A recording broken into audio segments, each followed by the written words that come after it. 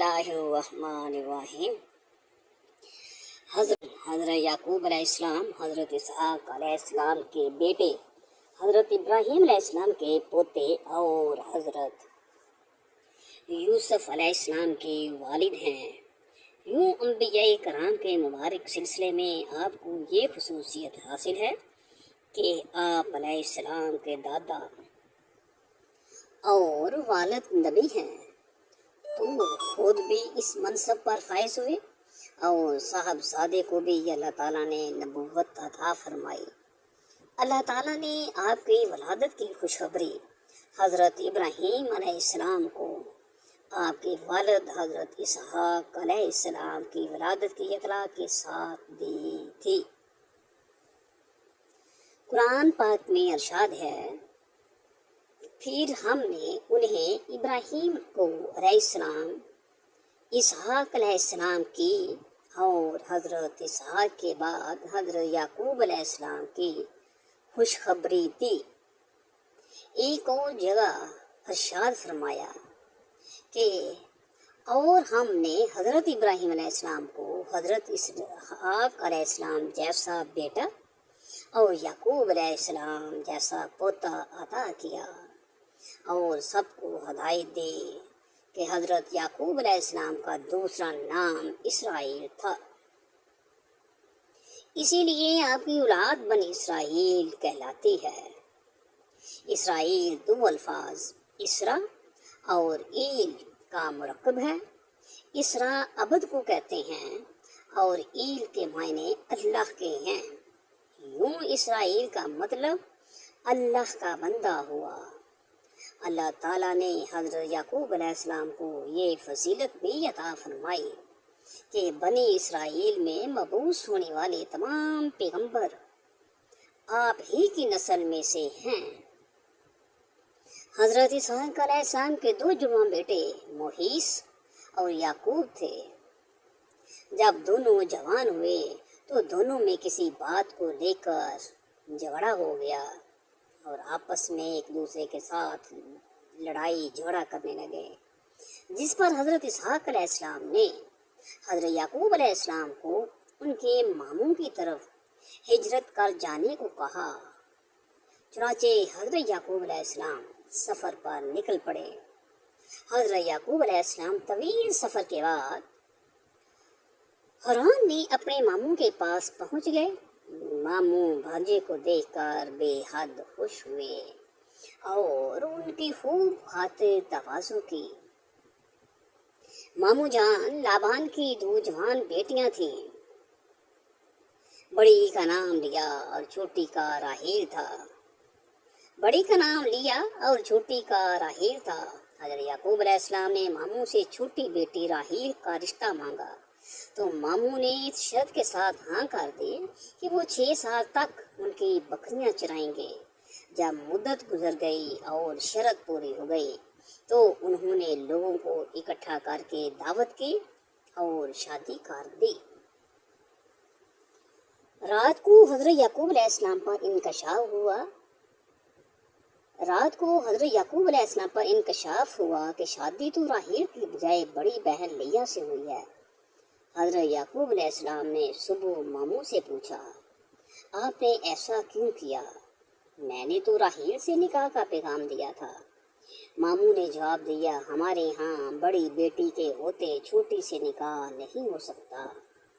हाँ, अगर तुम्हें छोटी भी पसंद है तो मैं उससे भी तुम्हारा निकाह कर दूंगा, मगर तुम्हें मज़ीद 7 साल तक बकरियां चरानी होंगी और 7 साल तक मेहनत करना होगी। फिर हज़रत याकूब अलैहिस्सलाम ने मज़ीद 7 साल तक बकरियां चराईं, जिसके बाद उनका निकाह छोटी बहन से भी कर दिया गया। वाज़ह रहे उस वक़्त 2 बहनों का एक ही वक़्त में एक मर्द से निकाह हो सकता था।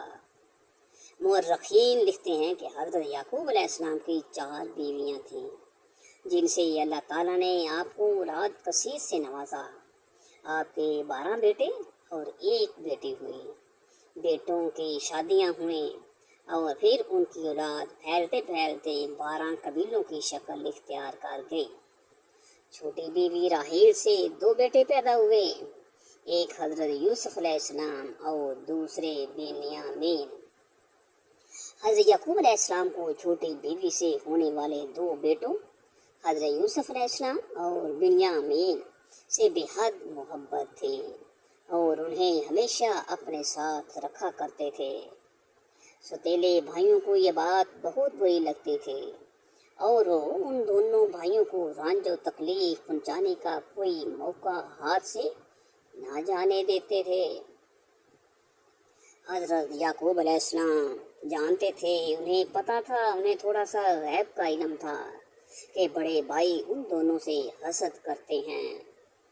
حضرت یعقوب علیہ السلام نے اپنی زندگی کا بڑا حصہ رنج و غم میں گزارا۔ ابھی نوجوان ہی تھے کہ بڑے بھائی کے خوف سے والدین کو چھوڑنا پڑا اور وہی برسے دیاری غیر میں گزارے۔ بڑھاپے میں بڑی بیوی سے ہونے والے 10 بیٹوں کے ہاتھوں حضرت یوسف علیہ السلام کو دی جانے والی تکالیف اور طویل جدائی نے انہیں شدید اذیت پہنچائی۔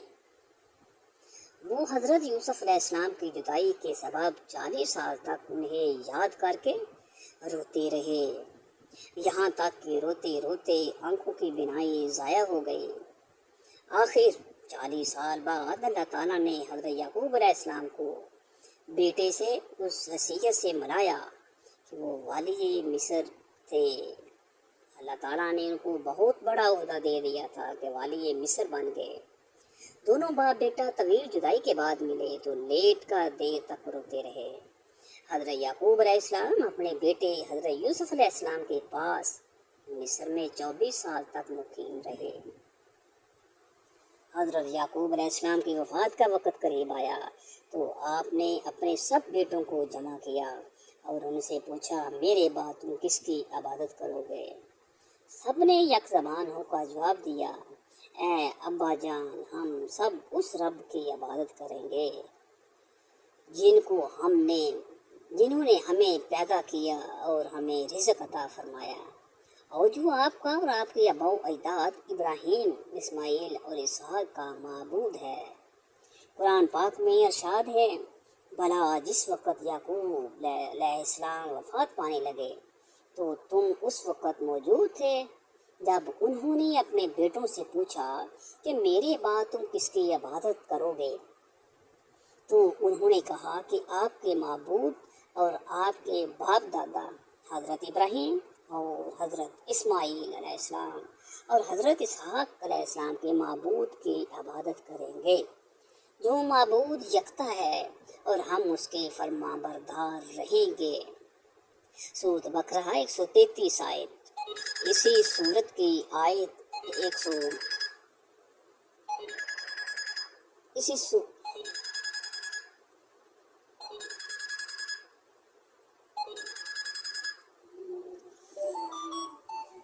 اللہ تعالیٰ نے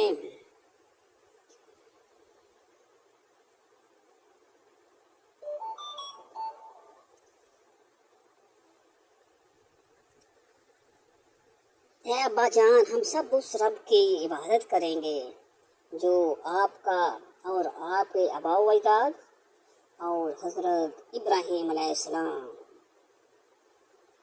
اور حضرت اسماعیل علیہ السلام اور حضرت اسحاق علیہ السلام کا معبود ہے۔ قرآن پاک میں ارشاد ہے، بھلا جس وقت یعقوب علیہ السلام وفات پانے لگے تو تم اس وقت موجود تھے جب انہوں نے اپنے بیٹوں سے پوچھا کہ میرے بعد تم کس کی عبادت کرو گے؟ تو انہوں نے کہا کہ آپ کے معبود اور آپ کے باپ دادا حضرت ابراہیم، اسماعیل اور حضرت اسحاق علیہ السلام کے معبود کی عبادت کریں گے، جو معبود یکتا ہے، اور ہم اس کے فرما بردار رہیں گے۔ سورۃ بقرہ آیت نمبر 133۔ اسی سورت کی آیت 132 میں اللہ تعالیٰ نے فرمایا، اور اس بات کی حضرت ابراہیم نے اپنے بیٹوں کو وصیت کی اور یعقوب نے بھی اپنے بیٹے کو کہ اے میرے بیٹو، اللہ نے یہی دین تمہارے لیے منتخب فرمایا ہے، لہٰذا تمہیں موت آئے تو اسی حالت میں آئے کہ تم مسلمان ہو۔ تفسیر قرطبی میں مذکور ہے کہ حضرت یعقوب علیہ السلام نے مصر میں 24 سال رہنے کے بعد وفات پائی، اور وفات سے پہلے حضرت یوسف علیہ السلام کو وصیت فرمائی کہ میری میت میرے وطن بھیج کر والد صاحب اسحاق علیہ السلام کے پاس دفن کیا جائے۔ سعید بن جبیر نے فرمایا کہ حضرت یعقوب علیہ السلام کی میت کو لکڑی کے تابوت میں رکھ کر بیت المقدس منتقل کیا گیا۔ اسی وجہ سے عام یہود میں یہ رسم چل نکلی کہ وہ اپنے مردوں کو دوڑ دوڑ سے بیت المقدس لے جا کر دفن کیا کرتے ہیں۔ وفات کے وقت حضرت یعقوب علیہ السلام کی عمر 147 سال تھی۔